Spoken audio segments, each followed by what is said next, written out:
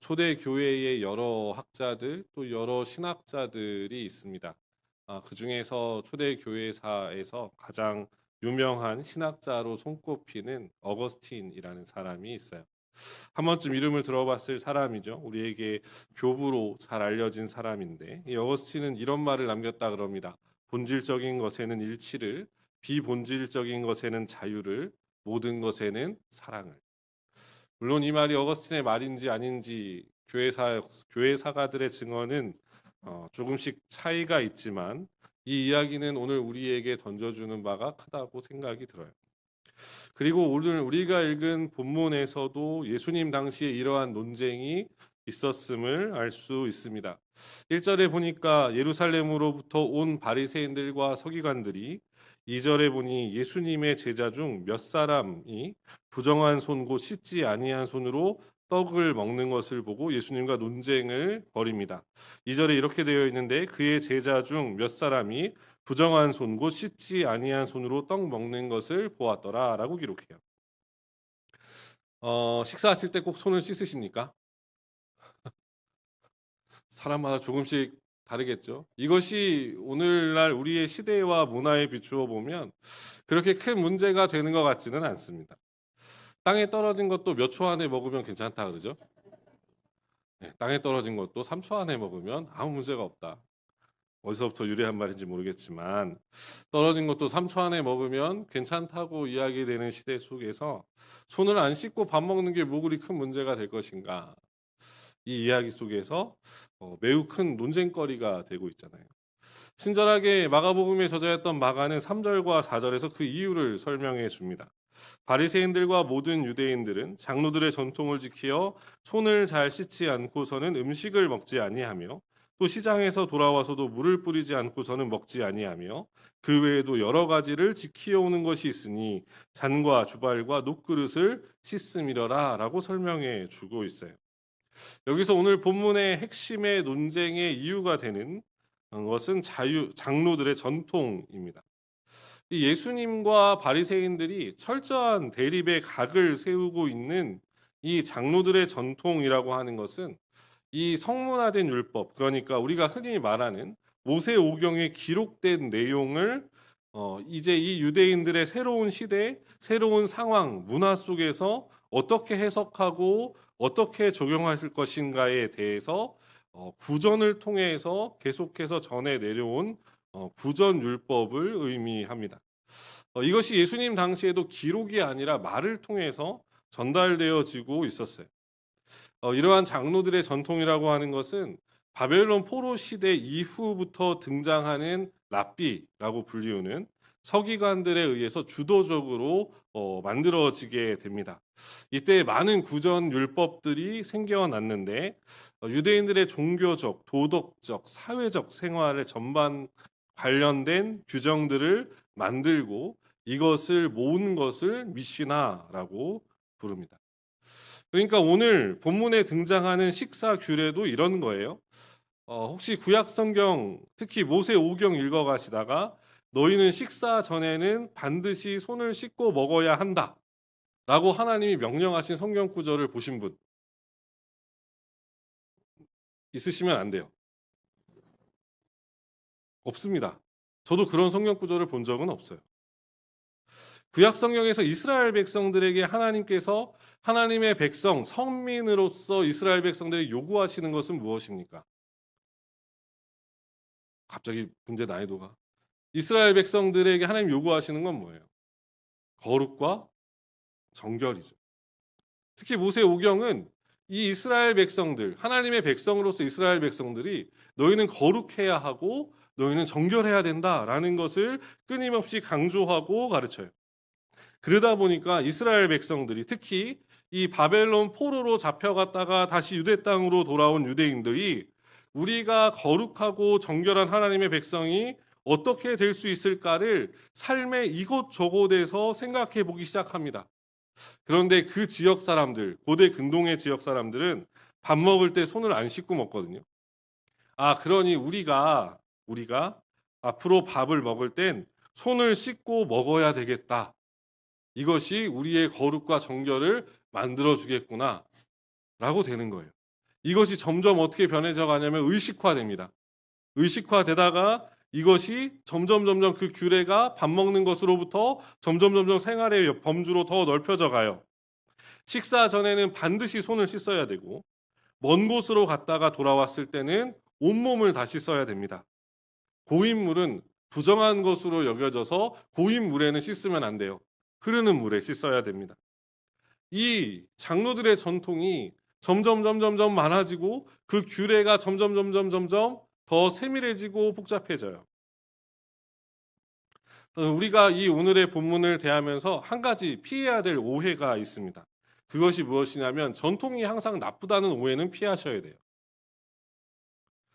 유대인들, 특히 오늘 예수님을 향해서 목숨 걸고 장로들의 전통들을 고수하는 바리새인들의 모습 때문에 우리의 생각에는 전통이 나쁜 것, 전통이 악한 것이라고 오해될 수 있습니다. 그러나 아까 처음에 말씀드린 것처럼 이러한 장로들의 유전들, 장로들의 전통들이 생겨나게 된 처음의 목적과 이유를 기억하신다면 이 전통들이 악한 의도에서 만들어진 것이 아님을 우리는 보게 돼요. 유대인들이 이러한 전통을 갖게 된 이유가 무엇이었습니까? 그들은 하나님께 불순종하고 하나님과의 관계를 저버려서 나라가 망했어요. 유대라는 나라 자체가 없어졌습니다. 바벨론으로 끌려갔죠. 70년 동안 포로 생활을 살았어요. 다시 유대 땅으로 돌아왔습니다. 그래서 그들은 다시 나라가 망하지 않기 위해서는 하나님의 백성으로 살아가는 것이 중요하다고 생각했습니다.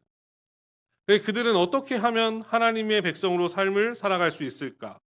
그들에게 주어진 율법을 그들의 새로운 상황 속에 적용하고 새로운 문화 속에 해석해 가기 시작해요. 그것이 장로들의 전통이라고 불리워지는 것들이 생겨나게 된 가장 근본적인 이유 중에 하나였습니다. 여기에는 분명히 선한 목적과 의도가 있어요. 시간이 흐르면서 예수님 시대에 오면서 그것이 점점 의식화되고 그 목적과 의도들이 흐려지긴 했지만 이 장로들의 전통 그 자체를 놓고 보면 그것이 처음 만들어질 때는 좋은 의도, 좋은 목적, 선한 의도로 그것이 만들어졌다고. 한국 교회에도 좋은 신앙의 전통들이 있습니다. 가장 대표적인 게 새벽 기도회가 아닐까 싶어요. 당연히 외국의 교회들, 특별히 한국의 복음을 전해준 여러 기독교 국가들에 가보아도 새벽 기도회는 없습니다. 하지만 놀랍게도 외국에 나가 있는 한국 교회에는 새벽 기도회가 있습니다. 미국에 살든 캐나다에 살든 내가 호주에 살든 내가 한국인이라면 내가 한국 사람의 한국인으로서 크리스찬이라면 그들은 새벽에 모여서 기도해요. 참 대단합니다. 참 대단해요. 성경에 또 그런 구절은 없잖아요. 너희는 반드시 새벽에 기도해라. 그런 성경 구절은 우리에게 주어지지 없어요. 한국교회는 한국교회사를 찾아보면 1907년에 평양 대부흥 운동의 시기와 맞물려서 길선주 목사님께서 매일 새벽마다 나와서 기도했던 것이 새벽 기도에 큰 영향을 끼쳤다고 기록되어 있습니다. 길선주 목사님이 회개하고 회개 운동을 벌일 때 하루의 처음을 하나님께 드리자. 우리도 예수님처럼 이른 새벽에 함께 모여 기도하자. 성도들을 권면하고 함께 기도했던 기록들이 한국 교회사에 많이 발견됩니다. 특히나 이 농사를 짓던 시기에 아침 일찍 일어나서 농사를 지어 나갔던 그 생활의 패턴도 한국 교회의 새벽 기도회가 정착되는데 좋은 영향을 끼쳤다고 하죠. 어쩌면 지금의 한국 교회는 새벽을 깨우던 믿음의 선진들의 기도로 세워졌다 해도 과언은 아닐 겁니다. 한국 교회의 좋은 유산이자 전통이라고 저도 생각해요. 자, 그럼 우리는 이렇게 질문할 수 있습니다. 새벽 기도회에서 새벽이 본질입니까? 기도가 본질입니까? 새벽 기도에 이제 마음의 짐을 덜기 위해서 우리는 이제 기도라고 크게 대답할 수 있죠. 기도에 관한 성경에 우리가 잘 아는 가르침이 하나 있습니다. 데살로니가전서 5장 17절에 보면 우리에게 사도 바울이 뭐라고 권면하냐면 쉬지 말고 기도하라라고 권면해요. 성경은 기도의 시간을 정해놓지 않습니다. 성경은 그리스도인이 어떠한 특정한 시간에 기도해야 된다라고 말하지 않고 그리스도인들은 항상 기도해야 된다라고 얘기를 해요. 매 순간, 매 상황, 어떤 선택의 순간에 닥쳐 있더라도 그리스도인들에게 가장 필요한 건 뭐냐면 기도라고 이야기하죠. 매 순간 기도함으로써 하나님을 의지하고 그 뜻을 구하는 것, 그것이 본질이다라고 가르쳐요. 그런데 우리가 여러 가지 이유로 연약해서 이것저것 신경 쓰고 할 일 많아서 그렇게 하지 못하니 우리가 그 어떠한 것으로부터 자유로운 시간, 그 새벽 시간, 그 처음 시간 함께 나와 모여 기도하자는 거죠. 새벽은 우리의 기도를 방해하는 것들이 아무것도 없습니다. 우리의 일상이 시작되지도 않았고요. 우리의 삶이 시작되지도 않았어요. 가장 먼저 깨서 아무것도 방해받지 않는 그 시간. 새벽에 나오세요. 기도하러 나오십시오. 근데 제가 말씀드리잖아요. 시간이 본질은 아니에요. 그러니 기도하는 자리 어디든 나오십시오. 새벽에 나오시고 금요일에 나오시고 중보기도 팀 나오시고 기도하는 자리 어디든 나오세요. 오늘 본문의 바리새인들에게도 예수님이 지적하시고 질타하시고 강하게 반문하시는 게 그겁니다. 무엇이 본질이냐는 거예요. 무엇이 본질이냐? 너희가 우리에게 나의 제자들을 빗대어서 나를 향해 날카롭게 나를 세우고 있는 그 장로들의 전통이 신앙의 본질이냐? 아니라는 거예요. 예수님 아니라고 말씀하세요. 그 의식들을 행한다고 해서 너희가 거룩하게 되는 것 아니고, 그 의식들을 행한다 해서 너희가 정결하게 되는 것 아니고, 너희가 정말 추구하고 쫓고 바라봐야 할 본질은 다른 곳에 있다. 따라서 우리가 오늘 본문을 보면서 두 번째로 기억해야 할 것은 무엇이냐면, 우리는 항상 본질을 따라서 본질을 지키고 본질을 앞세우는 삶을 살아야 된다는 겁니다. 본질이 아닌 것 가지고 본질보다 앞세우시면 안 된다는 거예요. 본질을 항상 최우선에. 예수님께서 손을 씻지 않고 식사한다는 이 식사 규례를 어긴 제자들을 지적하는 바리새인들과 서기관들을 향해서 이렇게 말씀하십니다. 본문 6절부터 8절인데 예수님께서 이렇게 말씀하세요. 이르시되 이사야가 너희 외식하는 자에 대하여 잘 예언하였도다. 기록하였으되 이 백성이 입술로는 나를 공경하되 마음은 내게서 멀도다. 사람의 계명으로 교훈을 삼아 가르치니 나를 헛되이 경배하는도다 하였느니라. 너희가 하나님의 계명은 버리고 사람의 전통을 지키느니라. 여기서 예수님께서 가르치시는 본질이 무엇입니까? 가장 우선된 본질은 하나님을 전심으로 경외하고 사랑하는 겁니다. 하나님과의 관계가 우리의 본질이에요. 그 하나님 그분 자체가 우리의 본질입니다. 우리가 추구하고 바라봐야 할 본질이. 그래서 예수님 그 두 번째로 그 본질이 어떻게 우리에게 나타난다고 말씀하세요? 하나님의 계명을 지키는 것으로 나타난다라고 말씀하세요. 하나님의 말씀을 청종하는 것, 그 말씀에 순종하는 것, 그 말씀을 가지고 사람의 전통을 만들어내서 그것을 지키는 것이 중요한 것이 아니라 그 하나님의 말씀을 지키는 것, 그것이 본질이라. 이것이 없이 이루어지는 종교적 의식과 행위들을 가리켜 예수님 외식이라는 단어를 쓰세요. 바리새인들이 그렇다는 거예요. 하나님과의 관계는 전혀 없어요. 남이에요. 이웃집 아저씨예요. 그런데 자신들이 배운 건 있으니까 그대로 하는 겁니다. 그대로 하면 사람들이 인정해 주니까요. 박수 쳐 주니까요. 칭찬해 주니까요. 존경해 주니까요. 그런데 실상 한꺼풀 벗기고 들어가 보면 그 속에 하나님과 아무 관계가 없어요. 남이에요, 남. 남. 이러한 예수님의 말씀은 오늘날 많은 기독교적 전통을 갖고 있는 한국 교회의 그리스도인들을 향해서 다시금 우리 스스로를 점검하게 만들어요. 사랑하는 성도님, 정말 우리의 예배에는 하나님을 향한 우리의 진심이 담겨져 있습니까? 저 여러분이 이 질문에 아멘으로 답할 수 있으면 좋겠어요.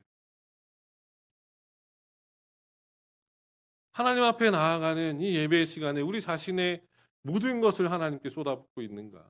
우리의 생각과 정신과 마음이 하나님을 향해 있는가? 우리의 섬김의 자리에는, 우리의 봉사의 자리에는, 우리의 절기와 기도의 자리와 각종 모임에는 정말 하나님을 전심으로 섬기고자 하는 마음이, 그래서 그 하나님의 약속과 말씀이 우리 가운데 분명하게 드러나고 붙잡아지고 있는가. 호주 시드니에 가면 일송처치가 있습니다. 한번 말씀드렸죠. 이 교회를 한번 가면 웬만한 콘서트홀 뺨칩니다. 정말 화려해요. 화려한 조명, 그 다음에 정말 최첨단의 악기들, 엄청난 음향 장비. 그래서 이 전 세계의 교회들에게 열린 예배가 무엇인지, 또 찬양 지향적인 예배가 무엇인지, 그래서 구도자들과 젊은이들이 열광하는 예배가 무엇인지를 보여주는 교회로 유명합니다. 많은 부분에 있어서 시대를 앞서간 것들도 있어요. 하나 예를 들면 헌금 내는 거. 일송처치에 가보면 헌금 봉투가 따로 없습니다. 헌금 어떻게 내냐?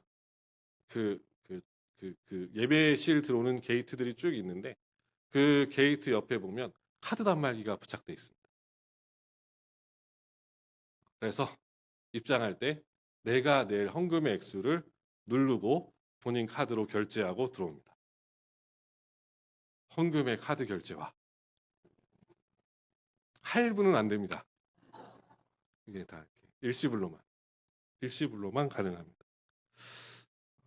한국 교회의 정서와는 많이 틀리죠. 많이 맞지 않죠. 성탄절 예배를 본 적이 있는데 설교를 이렇게 목사님 강대상에 써서 이렇게 스피치 이렇게 설교하는 오늘날 우리의 이런 형태가 아니라 이렇게 뮤지컬을 해요. 그 크리스마스 설교를 뮤지컬을 하는데 진짜 낙타가 들어옵니다. 실제 낙타가 들어와요. 동방박사 옷을 입은 사람들이 낙타를 끌고 들어옵니다. 저 뒤에서부터 자 이렇게 무대에 이렇게 다 가운데 오면 이 아기 인형하고 저라고 뮤지컬로 보여줘요. 한국 교회의 정서와는 전혀 맞지 않죠. 근데 그렇다 하더라도 우리는 그것이 악하다라고 말하기는 좀 어려워요.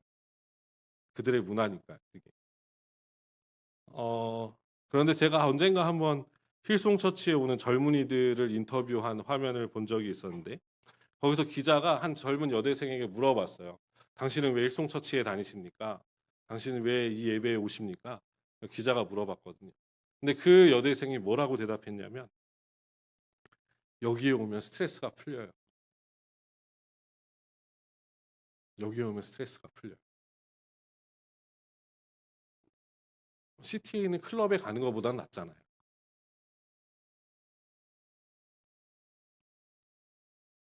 사랑하는 성도님들, 신앙의 본질을 앞세우는 예배자가 되시기를 소망합니다. 신앙생활에서 나의 삶 속에서 가장 중요한 바로 그분, 예수 그리스도 그분과의 관계를 늘 생각하시고 우리의 신앙의 모든 행위 속에서 전심으로 예수님을 경배하며 섬길 수 있는 저 여러분 되기를 축복합니다. 마지막 세 번째로 우리는 오늘 본문에서 장로들의 전통을 절대시하는 바리새인들을 책망하시는 예수님을 만나게 돼요. 그러니까 우리는 오늘 본문에서 무엇을 깨닫냐면 우리는 비본질적인 것에 생명을 걸어서는 안 됩니다. 비본질적인 것에는 우리 목숨 걸면 안 돼요. 도리어 비본질적인 것들은 계속해서 우리는 개혁해져 나가야 되는 거죠. 바리새인들은 율법의 가장 중요하고 핵심적인 기본적인 요구, 하나님을 사랑하고 이웃을 사랑하는 것에 대해서는 관심이 없었습니다. 오로지 그들이 만들어낸 전통에만 관심이 있었어요. 이것을 가지고 오늘 본문에서 표현하면 하나님께서는 바리새인들이 얘기하는 것처럼 밥 먹기 전에 손을 씻든 씻지 않든 하나님 그거에 대해서 큰 관심이 없답니다. 그건 바리새인들이 만들어낸 전통이잖아요. 밥 먹기 전에 그 사람이 손을 씻고 밥을 먹든 손을 안 씻고 밥을 먹든 하나님은 그거에 큰 관심 없으시다고요. 하나님 편에서 해도 되고 안 해도 그만인 것들이 존재한다는 거예요. 여전히 교회 안에서도 비본질적인 일들이 있습니다. 우리 교회는 아니지만 어떤 교회에서는 헌금 봉투를 무슨 색으로 할 거냐를 놓고 파가 갈리기도 한대요. 예수님의 보혈이다 빨간색, 아니다 마음의 평안을 줘야 된다 녹색, 파가 갈린대요. 그런 것에 목숨 걸 이유가 없잖아요. 비본질적이라는 것은 본질이 아니거나 그래서 중요도가 낮은 것, 덜 중요한 것을 의미해요. 교회는, 그리스도인들의 공동체는 이럴 수도 있고 저럴 수도 있는 일들은 상황에 따라서 자유롭게 결정할 수 있어야 됩니다. 그것을 용납해주고 이해해주는 공동체가 돼야 돼요. 가장 대표적인 인물이 사도 바울이잖아요. 사도 바울은 헬라인과 같이 되기도 했고 유대인과 같이 되기도 했습니다. 약한 자와 같이 되기도 했고 강한 자와 같이 되기도 했어요. 본질적인 부분에 있어서 사도 바울은 절대 양보하지 않았습니다. 예수 그리스도의 그 일은 그 복음을 전하고 그 예수 그리스도를 증언하는 일에는, 그분이 구세주요 그분의 죽음과 부활을 증언하는 일엔 사도 바울은 자신의 목숨까지도 기꺼이 내놓았던 사람이, 그러나 비본질적인 부분에 있어서는 자유함을 갖고 그 본질적인 것을 마음껏 전했던 사람이 사도 바울입니다. 이 자유라는 말에 대해서 오해하지 않으셨으면 좋겠는데, 사도 바울이 비본질적인 부분에 대해서 자기가 하고 싶은 대로 마음대로 했다는 의미가 아니라, 사도 바울은 그런 거에 얽매이지 않았다고요. 그런 걸로 자기 자신을 얽매거나 억압하거나 타인을 정죄하는 것에 그런 것들을 이용하지 않았다는 거예요. 그래서 비본질적인 부분들에 대해서는 우리 스스로가 우리의 모습을 바라보면서 개혁해 나가야 됩니다. 비본질적인 것으로 타인을 정죄하지 마세요. 비본질적인 것들 가지고 다른 사람들에게 짐을 지우는 것이 아니라 진짜를 추구하기 위해서, 본질을 지켜내기 위해서 더욱더 나를 변화시켜 나가는 것. 그래서 나와 우리의 공동체가 하나님의 말씀에 합당한지, 우리 시대를 담아낼 수 있는 그릇인지를 늘 점검하고 확인하는 모습들이 우리 가운데 필요합니다. 사랑하는 성도님들, 본질이 아닌 것에 목을 매지 마십시오. 그것에 너무 고집하지 마세요. 어거스틴이 이야기한 마지막 워딩을 기억하십니까? 모든 것에는 사랑을. 개혁되어지는 것은 싸움이 아니라 사랑으로 서로를 세워가고 나를 변화시켜가는 과정입니다. 비본질적인 것들이 나를 얽매이지 않도록, 타인을 비방하는 잣대가 되지 않도록, 다른 사람을 정죄하고 비판하는 이유가 되지 않기를 간절히 소망합니다. 그래서 더욱 본질에, 더욱 주님께, 그 십자가의 복음에 집중할 수 있는 저 여러분이 되기를 간절히 축복합니다. 말씀을 정리할게요. 사랑하는 성도님들, 어느 시골 할머니를 자녀들이 해외여행을 보내드렸대요. 여행을 마치고 온 할머니에게 손주들이 물어봤습니다. 할머니 무엇 보고 오셨어요? 어떤 것들 보고 오셨어요? 그러자 할머니께서 이렇게 대답하셨다 그래요. 다니긴 많이 다녔는데 본 것은 딱 두 가지야. 하나는 세상이 정말 넓다는 것이고, 또 하나는 노란 깃발. 여행 가이드의 깃발이 노란색이었다. 넓은 세계를 보시지 못하고 그냥 그 깃발만 계속 보시다가 돌아오시는 거예요. 사랑하는 성도님들, 우리는 본질이 아닌 것들에 너무도 많이 필요 이상으로 집중하는 경우들이 많습니다. 하지만 우리 주님께서는 본질과 비본질을 구분하고 본질을 수호하며 앞세우라고 말씀하세요. 하나님을 전심으로 사랑하고 복음의 진리를 붙잡고 말씀에 순종하는 삶이 우리에게 있어야 합니다. 또한 본질을 가리고 사람을 속박하고 비판의 도구가 되는 비본질적인 것들은 날마다 내 안에서 개혁되어져 나가야 됩니다. 사랑으로 개혁해 나가시고 더욱 본질을 붙잡기 위한 도구로 변화시켜 가셔야만 합니다. 지금 우리는 무엇을 쫓고 무엇에 집중하며 살고 있을까요? 본질을 붙드시고 본질에 집중하십시오. 예수님께 우리 시선을 고정시키시고 그 예수님만 바라보시고 걸어가십시오. 그러기에도 우리의 인생은 너무도 짧습니다. 우리의 신앙의 본질, 삶의 본질, 우리 모든 것의 근원 그 자체 되시는 우리 하나님께 우리의 모든 마음과 관심을 쏟는 이 한 주 매일의 삶이 되시길 주님의 이름으로 축원합니다.